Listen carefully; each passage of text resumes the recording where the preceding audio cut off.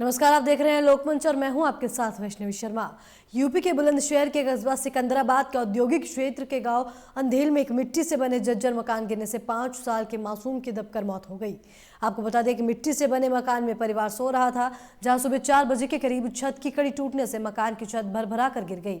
वहीं छत के गिरने से एक ही परिवार के 4 लोग दब गए, जिसके बाद ग्रामीणों ने मौके पर पहुंचकर दबे हुए 4 लोगों को निकाला। जहां हादसे में एक बच्चा गंभीर रूप से घायल हो गया, वहीं अस्पताल में इलाज के दौरान बच्चे की मौत हो गई।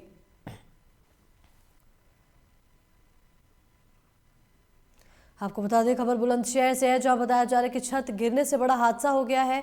आपको बता दें कि मिट्टी के घर में बने लोग सो रहे थे, जहां सुबह 4 बजे जर्जर हालत में छत गिर गई। वहीं आपको बता दें कि हादसे में एक बच्चे की मौके पर ही मौत हो गई, जिसके बाद अन्य लोग गंभीर रूप से घायल हो गए हैं, जिन्हें अस्पताल में भर्ती करा दिया गया है। वहीं आपको बता दें कि बच्चे ने अस्पताल में इलाज के दौरान दम तोड़ दिया था।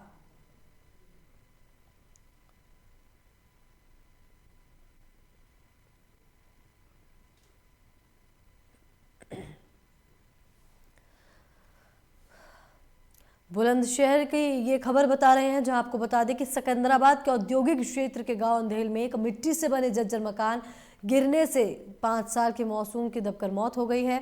आपको बता दें कि एक मिट्टी से बने मकान में परिवार सो रहा था, जहां सुबह 4 बजे के करीब छत की कड़ी टूटने से मकान की छत भरभरा कर नीचे गिर गई। वहीं छत के गिरने से एक परिवार के 4 लोग दब गए, जिसके बाद ग्रामीणों ने मौके पर पहुंचकर दबे हुए 4 लोगों को निकाला। जहां हादसे में एक बच्चा गंभीर रूप से घायल हो गया था। वहीं बच्चे को अस्पताल में इलाज के दौरान बच्चे की मौत हो गई है। आपको बता दें कि हादसे में 4 लोग गंभीर रूप से घायल हैं।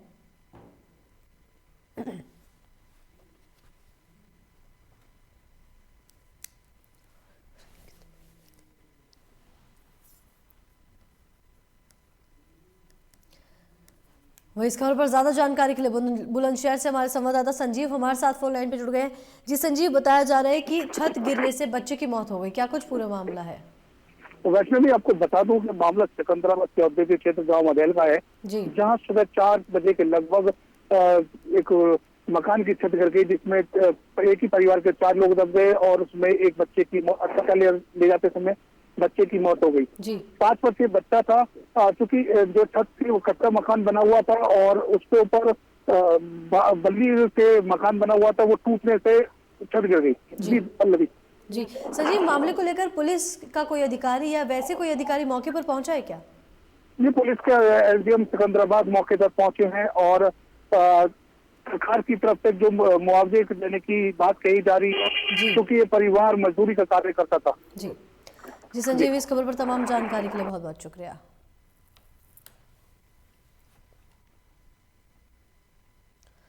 और इसी बीच बड़ी खबर महोबा से है। आपको बता दें कि महोबा में कांग्रेस ने गाय बचाओ किसान बचाओ यात्रा निकाली थी, जिसके बाद पदयात्रा को लेकर पुलिस प्रशासन सख्त नजर आ रहा है। वीडियो में साफ तौर पर देखा जा सकता है कि कांग्रेस कार्यकर्ताओं पर पुलिस लाठीचार्ज कर रही है। वहीं आपको बता दें कि प्रदेश व्यापी आंदोलन कर रहे कांग्रेस कार्यकर्ताओं पर लाठीचार्ज हुआ है। वहीं जानकारी मिली है कि पूर्व केंद्रीय मंत्री प्रदीप आदित्य जैन सहित सैकड़ों कांग्रेसियों पर लाठियां चलाई गई है। आपको बता दें कि अनुसूचित प्रकोष्ठ के जिलाध्यक्ष बृजराज सिंह को घर से गिरफ्तार कर लिया गया। वहीं कबरई थाना क्षेत्र का ये पूरा मामला बताया जा रहा है, जहां आपको बता दें कि पदयात्रा निकालने पर कांग्रेस कार्यकर्ताओं पर लाठीचार्ज किया गया है। आपको बता दें कि कांग्रेस ने गाय बचाओ किसान बचाओ के चलते पदयात्रा निकाली थी, जिसको लेकर पुलिस सख्त नजर आई है।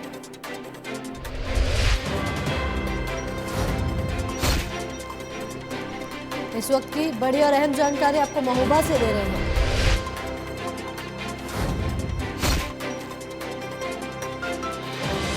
इस खबर पर ज्यादा जानकारी के लिए महोबा से हमारे संवाददाता विजय हमारे साथ फोन लाइन पर जुड़ गए हैं। जी विजय, कांग्रेस प्रदर्शनकारियों पर लाठीचार्ज हुआ है, क्या कुछ जानकारी है? देखिए, जिस तरीके से कांग्रेसी पदयात्रा के माध्यम से अपना विरोध प्रदर्शन कर रहे थे, उसी दरमियान पुलिस से नोकझोंक होने के साथ साथ जो एसडीएम थे और सीओ थे, उनसे बदतमीजी के बाद आखिरकार जो पुलिस थी वो आक्रोशित हो गई और देखते देखते तमाम कांग्रेसी के ऊपर एकदम एक लाठियां बरसना शुरू हो गई। तो तकरीबन आधा सैकड़ा कांग्रेसी चोटिल भी हुए हैं और जिसमें 3-4 लोगों को गंभीर चोटें भी आई है। तो कहीं ना कहीं इस तरीके से कांग्रेसी अपना प्रदर्शन कर रहे थे, उसमें पुलिस ने तेजी से लाठियां भांजते हुए लोगों को खदेड़ने का काम किया है। जी जी विजय, पुलिस और कांग्रेसियों के बीच जो नोकझोंक हुई है उसकी क्या कुछ वजह है? वजह साफ से बताया जा रहा है कि सीओ और एसडीएम उन्हें समझाने का प्रयास कर रहे थे कि आप लोग जो यात्रा लेके जा रहे हैं वो आगे आई जाए, चूंकि उनके जो प्रदेश अध्यक्ष थे उनका आगमन था। इसी बात को लेकर दोनों के बीच बहस शुरू हो गई और देखते ही देखते कुछ कांग्रेस में नारेबाजी करती हुई धक्का मुक्की पुलिस ने शुरू कर दी। इसी बात से आक्रोशित होकर ये पूरी लाठीचार्ज हुई है। उसके बाद कांग्रेस को दौड़ा कर पीटा गया। जी विजय, अगर लाठीचार्ज में किसी को गंभीर चोटें आई है तो फिलहाल उनकी स्थिति कैसी है? देखो, लाठीचार्ज में किसी को गंभीर चोटें नहीं है, हाथ टूटे हुए हैं।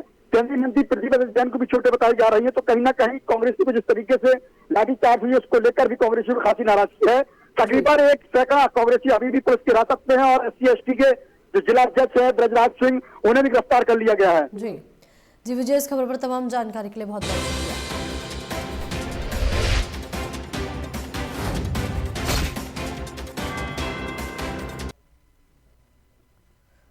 वन अनुसंधान केंद्र हल्द्वानी में 4 एकड़ भूमि में पॉलिनेटर पार्क विकसित किया जा रहा है, जिसका मुख्य उद्देश्य उन जीवों का संरक्षित करना है जो प्रकृति में परागण का काम करते हैं। जैव विविधता को सुरक्षित करने के लिए पॉलिनेटर पार्क बनाया गया है, जिसमें वनस्पतियों की वो प्रजातियां लगाई गई हैं जो तितली, कीट पतंगों, मधुमक्खियों और चिड़ियों को अपना और आकर्षित करती हैं। इसे 2 तरह से जैव विविधता को संरक्षित किया जा सकेगा, जिसमें किस्म किस्म के फूलों की प्रजातियां यहाँ तितली को अपनी ओर आकर्षित करेंगी। वहीं मीठी नीम, शहतूत के फल पौधे चिड़ियों को अपनी ओर लुभाएंगी। वहीं इस पार्क में जैव विविधता को बैलेंस करने के लिए तितलियां उन पक्षियों के लिए संरक्षित करने का काम किया जा रहा है जो प्रकृति में परागण को बनाए रखने के लिए सहायक सिद्ध होते हैं। ये अपने तरह का ये पहला एक पॉलिनेटर पार्क बना है हमारे यहाँ देश में। पश्चिमी देशों में इस पे पहले से काफ़ी काम होता रहा है और पॉलिनेटर्स के ऊपर ही हमारी पूरी फूड सिक्योरिटी डिपेंड करती है। हमारी सारी जो एग्रीकल्चरल क्रॉप होते हैं, जो हमारे फल होते हैं, वो इसी के ऊपर डिपेंड करते हैं। लेकिन विभिन्न मानवीय गतिविधियों जैसे कि कीटनाशकों के प्रयोग, रसायनों के प्रयोग और तरह तरह के प्रदूषण से इनकी संख्या काफ़ी कम हो गई है और इसमें कई जो है विलुप्त होने के कगार पे हैं हमारी जो देशी प्रजातियां थीं। तो इस पॉलिनेटर पार्क का उद्देश्य ये है कि पॉलिनेटर्स के अलग अलग एस्पेक्ट के ऊपर जो है एक रिसर्च को हम प्रमोट कर सकें कि किन किन प्रजातियों पे कौन कौन से पॉलिनेटर उपयुक्त होते हैं, कीटनाशकों के प्रयोग का क्या इनके ऊपर दुष्प्रभाव पड़ता है और प्रदूषण इत्यादि से इनकी संख्या में किस तरह की कमी आ रही है और एक इनके बारे में एक डेटाबेस जो है हम मेंटेन कर सकते हैं। और इसी बीच अमरोहा से इस वक्त की बड़ी खबर आ रही है। आपको बता दें कि अमरोहा में साप्ताहिक बाजार में दुकान लगाने को लेकर 2 पक्ष आपस में भिड़ गए, जिसके बाद बताया जा रहा है कि दोनों पक्षों में जमकर मारपीट हुई है। वहीं मारपीट में 3 लोग गंभीर रूप से घायल हो गए हैं। वीडियो में यहाँ साफ तौर पर देखा जा सकता है कि महिला और पुरुष एक दूसरे के साथ मारपीट कर रहे हैं। वहीं आपको बता दें कि मामले की जानकारी पाकर पुलिस मौके पर पहुंची है। वहीं वीडियो में साफ तौर पर देखा जा सकता है कि दोनों पक्ष एक दूसरे पर कैसे मारपीट कर रहे हैं। पुरुष महिलाओं पर से हाथापाई कर रहे हैं। वहीं आपको बता दें कि पुलिस मौके पर पहुंची, जिसके बाद पुलिस ने घायलों को CHC रेहरा में करवाया भर्ती है। आपको बता दें कि मारपीट के दौरान महिलाएं भी विवाद में शामिल हो गई। साथ ही पूरा मामला आदमपुर थाना क्षेत्र के गांव करमपुर खादर का बताया जा रहा है। वह इस वक्त की बड़ी और अहम जानकारी आपको अमरोहा से दे रहे हैं, जहां आपको बता दें कि साप्ताहिक बाजार में दुकान लगाने को लेकर 2 पक्षों में विवाद हो गया था, जिसके बाद दोनों पक्षों में जमकर मारपीट हुई। वहीं आप वीडियो में देख सकते हैं महिला और पुरुष एक दूसरे पर हाथापाई कर रहे हैं। वह इस खबर पर ज्यादा जानकारी के लिए अमरोहा से हमारे संवाददाता इकबाल अंसारी हमारे साथ फोन लाइन पर जुड़ गए हैं। जी इकबाल, बताया जा रहा है कि साप्ताहिक बाजार में दुकान लगाने को लेकर 2 पक्षों में विवाद हो गया था, क्या कुछ पूरी जानकारी है? जी हाँ, मैं आपको बता दूं कि इस 2 पक्षों में विवाद हुआ है। काफी लाठी डंडे चले हैं, जिसमें काफी बड़ा झगड़ा हुआ है, जिसमें कई लोग चोटिल हुए हैं और दोनों पक्षों की तरफ से FIR दर्ज हो गई है। इसमें FIR दर्ज कर ली है जी और FIR दर्ज करके अग्रिम कार्रवाई की जा रही है। जी इकबाल, जो मामले में जो घायल लोग हैं उनकी क्या कुछ स्थिति बनी हुई है? उनके काफी चोटें आई हैं, घायल हुए हैं लोग बिल्कुल। और लेकिन इसमें पुलिस की नाकामी दिखाई देती है, क्योंकि एक बीच बाजार दिन दहाड़े इस तरह की मारपीट होती है तो दिखाई देता है कि पुलिस का कंट्रोल नहीं है, दिखाई देता है। बिल्कुल। तो इस तरीके से मारपीट होना, खुलेआम मारपीट होना, झगड़ा करना, लगता है कि पुलिस क्राइम को कंट्रोल करने में नाकाम दिखाई देती है। जी, एक बार मामले को लेकर पुलिस ने क्या कुछ कार्रवाई की है? पुलिस ने अभी दोनों तरफ से एप्लीकेशन ली है, FIR दर्ज करने की तैयारी कर रही है पुलिस जी। और पुलिस का कहना है कि हम इसमें FIR कर रहे हैं, अग्रिम कार्रवाई की जाएगी। जो भी इसमें दोषी होगा, दोषियों के खिलाफ कार्रवाई की जाएगी, उनको जेल भेजा जाएगा। जी जी, इकबाल, इस खबर पर तमाम जानकारी साझा करने के लिए बहुत बहुत शुक्रिया।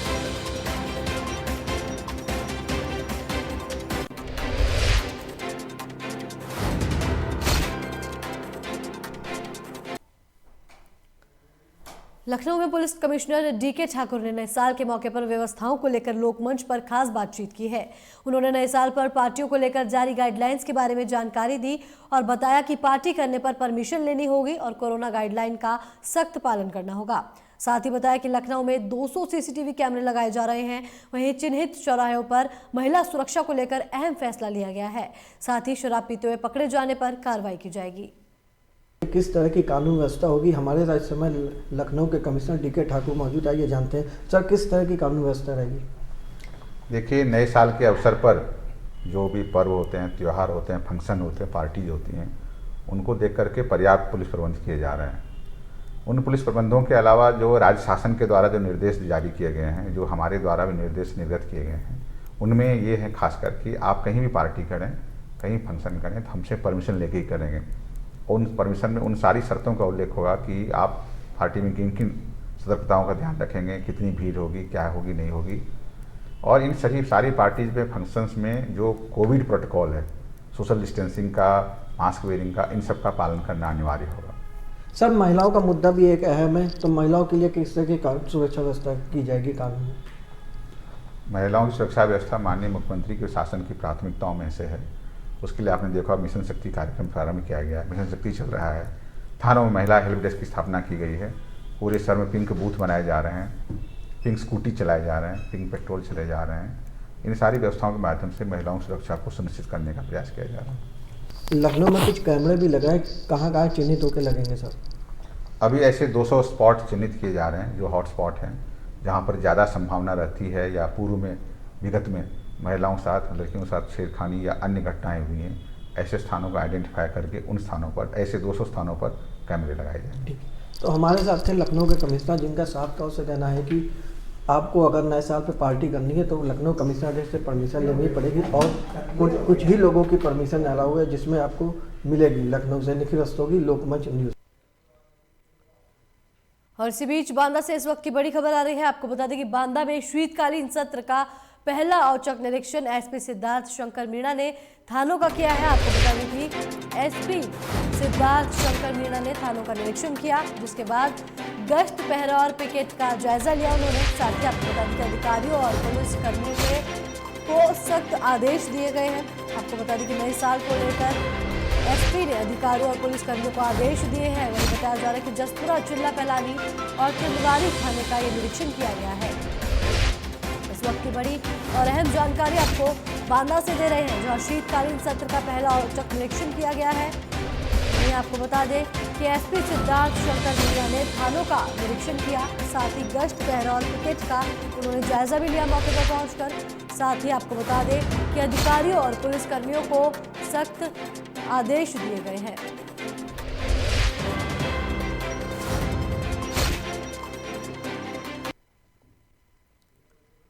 शासनादेश आने के बाद जाति लिखे वाहनों पर कार्रवाई होनी शुरू हो गई है, जिसका असर जनपद मैनपुरी में भी देखने को मिला है। आपको बता दें कि CO सिटी के नेतृत्व में पुलिस ने 1 दर्जन वाहनों पर जाति लिखी पाए जाने पर कार्रवाई की। दरअसल सरकार की ओर से 2 पहिया और 4 पहिया वाहनों पर जाति लिखे जाने पर सख्त कार्रवाई किए जाने का फरमान जारी करने के बाद मैनपुरी में CO सिटी अभय नारायण राय के नेतृत्व में यातायात पुलिस की ओर से सरकार के आदेश का कड़ाई से पालन किया जा रहा है, जिसमें शहर के ईशन नदी पुल पर यातायात पुलिस की ओर से जाती लिखे वाहनों पर कार्रवाई की जा रही है। ऐसे में करीब 1 दर्जन वाहनों पुलिस ने चालान करते हुए कार्रवाई की है। वहीं सीओ अभी नारायण ने बताया कि मोटर वाहन अधिनियम धारा 177 के तहत प्रावधानित है, जिसमें नंबर प्लेट बिल्कुल स्पष्ट होनी चाहिए, जिसको देख करके कोई भी पढ़ सके। सामान्य तौर पर नंबर प्लेट पर नंबर की बजाय जातिगति शब्दों का प्रयोग किया जाता है, जो एमबी एक्ट का उल्लंघन माना जाता है। इस तरह का उल्लंघन कोई करता पाया जाता है तो पहली बार 2000 का और अगली बार पाए जाने पर 4000 रुपए का जुर्माना लगाया जाएगा। मोटर वाहन अधिनियम के धारा 177 के तहत प्रावधानित है, जिसमें जो नंबर प्लेट होनी चाहिए बिल्कुल स्पष्ट होनी चाहिए, स्पष्ट अंकों में लिखी हुई होनी चाहिए, जिसको देख करके इजीली भी कोई भी व्यक्ति उसको पढ़ सके। सामान्य तौर पर ये देखने में आया है कि उस नंबर प्लेट पर बजाय नंबर लिखने के जातिगत शब्दों का प्रयोग किया जाता है या किसी तरह के अन्य शब्दों का प्रयोग किया जाता है, जो एमबी एक्ट का उल्लंघन माना जाता है। इसी को शासनादेश में इंगित करते हुए इस पर प्रावधानित किया गया है कि इसमें अगर इस तरह का उल्लंघन कोई करता हुआ पाया जाता है तो 2000 रुपये प्रथम बार के अपराध में और 4000 रुपये द्वितीय बार के अपराध में उस पर जुर्माना या फाइन किया जाएगा, और यदि फाइन नहीं करता है तो 3 माह का कारावास उसके लिए प्रावधान। और इसी बीच बुलंदशहर से इस वक्त की बड़ी खबर आ रही है। आपको बता दें कि बुलंदशहर में विद्युत संविदा कर्मियों ने बिजली घर में धरना प्रदर्शन दिया है। यहाँ बताया जाए कि पीएफ और 2 महीने का मानदेय नहीं मिलने पर वे धरने पर बैठ गए हैं। वहीं आपको बता दें कि कर्मचारियों ने ठेकेदारों पर पीएफ नहीं देने का आरोप भी लगाया है। मांगें पूरी नहीं होने पर बड़े आंदोलन की चेतावनी भी दी है। आपको बता दें खुर्जा डिवीजन के संविदा कर्मी धरना प्रदर्शन कर रहे हैं। साथ ही अधिशासी अभियंता के ऑफिस के बाहर ये धरना प्रदर्शन दिया जा रहा है।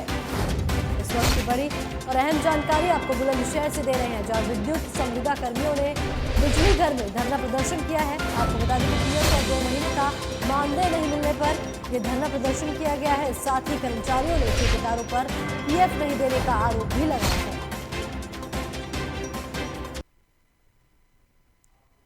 संत कबीर नगर में शहर कोतवाली क्षेत्र के बकठान गांव में शिकायत के बाद भी ग्राम प्रधान और सचिव के घोटालों की जांच होने पर पीड़ित शिकायतकर्ता शिकायतों की माला पहनकर जिलाधिकारी कार्यालय पहुंचा, जिसके बाद गांव में हुए घोटाले की जांच की मांगों को लेकर जिलाधिकारी को शिकायती पत्र सौंपा गया। बताया जा रहा है कि शिकायतकर्ता ने अधिकारियों पर भी मिली भगत का आरोप लगाया है। साथ ही बताया कि जाँच कमेटी गठित होने के बाद भी अधिकारी गाँव की जाँच करने नहीं पहुँच रहे हैं। हमारे यहाँ गांव में बाहरी गोलमाल हुआ है, कई बार शिकायतें की गई हैं, सभी अधिकारियों के पास हुआ है। जिलाधिकारी महोदय रवीश गुप्ता जो थे उन्होंने 31/7 को ही आदेश किया था। उसके बाद भी जो महोदया जी वर्तमान में हैं उन्होंने भी आदेशित किया, लेकिन बार बार आदेश के बाद भी हमारे यहाँ जाँच नहीं हो रही है। पहले मंगल सिंह थे, अब मनोज कुमार को हटा करके मनोज कुमार को, अब इस समय डीजीओ राजीव राम को दिया गया है। उनके द्वारा भी कल जाना था, लेकिन अभी तक जांच नहीं की जा रही है। मैं ये चाहता हूं कि मेरे गांव के विकास की जितने पैसे गोलमाल किए गए हैं सब में जांच करके कार्रवाई हो। इनके प्रधान के विरुद्ध शिकायत है। इनका कहना है कि गांव में विकास कार्यों में कुछ गड़बड़ हुई है, तो ये शिकायत अब यहाँ पे इसमें जांच अधिकारी नियुक्त है, तो ये खुद स्वयं ही बता रहे कि डेट लगी हुई है आजकल में, तो जांच टीम जाएगी और जांच के उपरांत जो भी कार्रवाई होगी वो निश्चित तौर पर की जाए। सारी शिकायतें तो हम नहीं देख पाए, मगर उन्होंने फिलहाल जो हमें कागज दिया है उसके ऊपर हम जरूर जांच करवा देंगे। और इसी बीच ग्रेटर नोएडा से इस वक्त की बड़ी खबर आ रही है। आपको बता दें कि ग्रेटर नोएडा में जेवर एयरपोर्ट का स्थलीय निरीक्षण करने नागरिक उड्डयन मंत्री पहुंचे हैं, जहां आपको बता दें कि उड्डयन मंत्री मौके पर पहुंचकर प्रधानमंत्री के ड्रीम प्रोजेक्ट एशिया का सबसे बड़ा एयरपोर्ट बनने जा रहा है ये जेवर एयरपोर्ट। आपको वही बता दें कि एयरपोर्ट पर विकास कार्यों का चल रहा है कार्य। साथ ही मंत्री नंदन गोपाल गुप्ता ने जायजा लिया है। वहीं जानकारी मिली है कि एयरपोर्ट पर चल रहे विकास कार्यों का मंत्री नंद गोपाल गुप्ता ने जायजा लिया। साथ ही आपको बता दें कि यमुना प्राधिकरण के सीईओ डॉक्टर अरुणवीर सिंह भी मौके पर मौजूद रहे हैं। यमुना प्राधिकरण में जेवर एयरपोर्ट को लेकर बैठक के जाने की जानकारी मिली है। वहीं आपको बता दें कि गौतम बुद्ध नगर के प्रशासनिक अधिकारियों के साथ बैठक की जाएगी। इस वक्त की बड़ी और अहम जानकारी आपको ग्रेटर नोएडा से दे रहे हैं, जो आपको बता दें कि जेवर एयरपोर्ट का स्थलीय निरीक्षण करने के लिए नागरिक उड्डयन मंत्री पहुंचे हैं, जहां आपको बता दें कि प्रधानमंत्री के ड्रीम प्रोजेक्ट एशिया का सबसे बड़ा एयरपोर्ट जेवर बनने जा रहा है। वहीं एयरपोर्ट पर चल रहे विकास कार्यों का मंत्री गोपाल गुप्ता ने जायजा लिया है।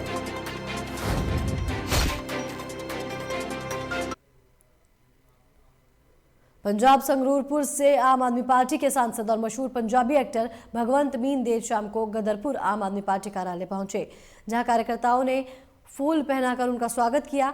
तो वहीं सांसद भगवंत मान ने आयोजित स्वागत कार्यक्रम में कार्यकर्ताओं को संबोधित करते हुए बीजेपी सहित कांग्रेस पर चुटकी लेते हुए कहा कि जिस प्रकार दिल्ली में बीजेपी और कांग्रेस पार्टी को शून्य कर अरविंद केजरीवाल के कुशल नेतृत्व में आप पार्टी की सरकार बनाकर दिल्ली का चौमुखी विकास और जनता की सेवा की है, उसी प्रकार अब उत्तराखंड में भी जनता की सेवा करने के लिए आम आदमी पार्टी तैयार है। इस दौरान प्रधानमंत्री नरेंद्र मोदी को आड़े हाथों लेते हुए कहा कि लगातार इस ठंड में किसान अपना घर छोड़कर दिल्ली बॉर्डर पर अपनी मांगों को लेकर बैठे हैं। उन किसानों का दर्द प्रधानमंत्री नरेंद्र मोदी नहीं देख रहे हैं, क्योंकि प्रधानमंत्री नरेंद्र मोदी अडानी अंबानी जैसे पूंजीपतियों के चौकीदार हैं और उनके फायदे के कानून बना रहे हैं। तो वहीं किसानों की आवाज बुलंद करने और उनके हक के लिए उत्तराखंड में किसानों के समर्थन में जल्द ही रैली करने का ऐलान किया।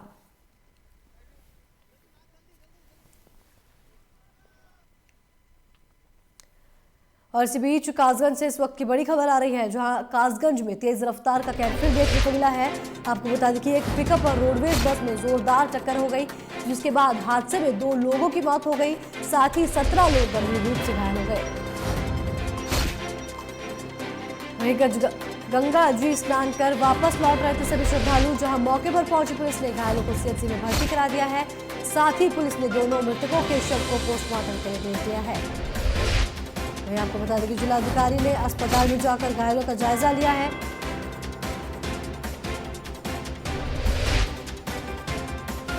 वहीं इस खबर पर ज्यादा जानकारी के लिए कासगंज से हमारा संवाददाता जुम्मन कुरैशी हमारे साथ फोन लाइन पर जुड़े हैं।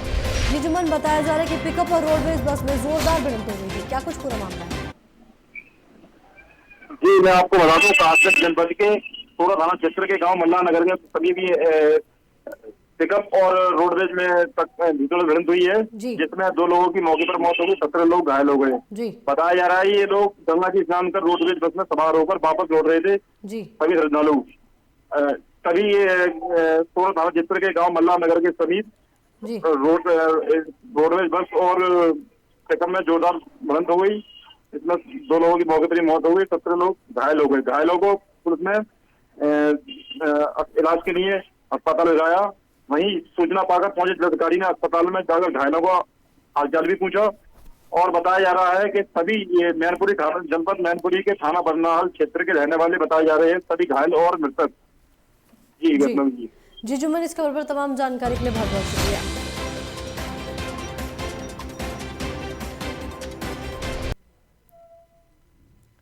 चंपावत जनपद के पार्टी थाना पुलिस को बड़ी सफलता हासिल हुई है। पार्टी पुलिस टीम ने कनवाड बैंड से 9 किलो 700 ग्राम चरस के साथ एक आरोपी को गिरफ्तार कर लिया है। बताया जा रहा है कि चंपावत पुलिस मादक पदार्थों की रोकथाम के लिए लगातार अभियान चला रही है, जिसके चलते पार्टी पुलिस ने एक आरोपी को गिरफ्तार कर लिया, जिसके कब्जे से पुलिस ने 9 किलो 700 ग्राम चरस बरामद की है। आपको बता दें कि चंपावत पुलिस ने इस साल अभी तक 87 किलो चरस बरामद करने का रिकॉर्ड बनाया है। इससे पूर्व 2008 में सबसे अधिक 82 किलो चरस चंपावत पुलिस ने बरामद की थी।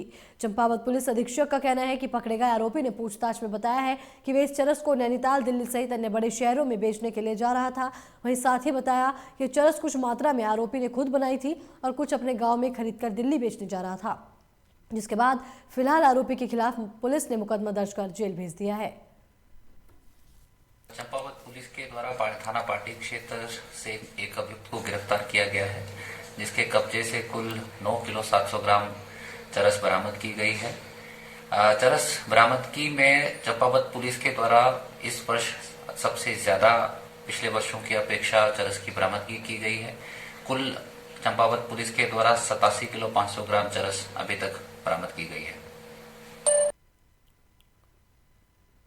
इसी बीच बड़ी खबर वाराणसी से है, जहां आपको बता दें कि वाराणसी में लाल बहादुर अंतर्राष्ट्रीय हवाई अड्डे पर कस्टम को बड़ी सफलता हासिल हुई है। बताया जा रहा है कि कस्टम की टीम ने 1.5 किलो सोने के साथ 2 तस्करों को हिरासत में ले लिया है। वहीं आपको बता दें कि दुबई से बाबतपुर एयरपोर्ट दोनों यात्री पहुंचे थे, जहां ट्रॉली बैग के बेस के अंदर बीच परत में सोने को लगाया हुआ था। वहीं आपको बता दें कि अंतर्राष्ट्रीय बाजार में सोने की कीमत 76 लाख रुपए बताई जा रही है। इस वक्त की बड़ी और अहम जानकारी आपको वाराणसी से दे रहे हैं, जहां लाल बहादुर अंतर्राष्ट्रीय हवाई अड्डे पर कस्टम को बड़ी सफलता हासिल हुई है। वहीं आपको बता दें कि कस्टम की टीम ने 1.5 किलो सोने के साथ 2 तस्करों को हिरासत में ले लिया है।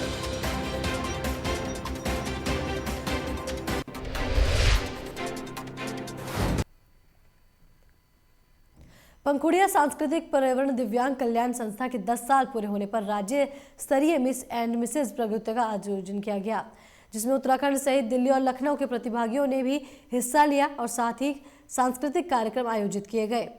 बताया जा रहा है कि प्रतियोगिता में स्वास्तिक रावत ने मिस कमाऊ का खिताब जीता है, साथ ही वर्षा सूर्या प्रथम रनर अप रही हैं।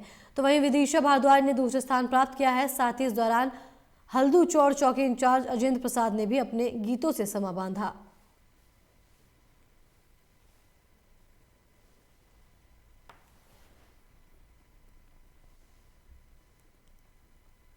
और इसी के साथ इस बुलेटिन में फिलहाल इतना ही। तमाम खबरों के लिए देखते रहिए लोकमंच। नमस्कार।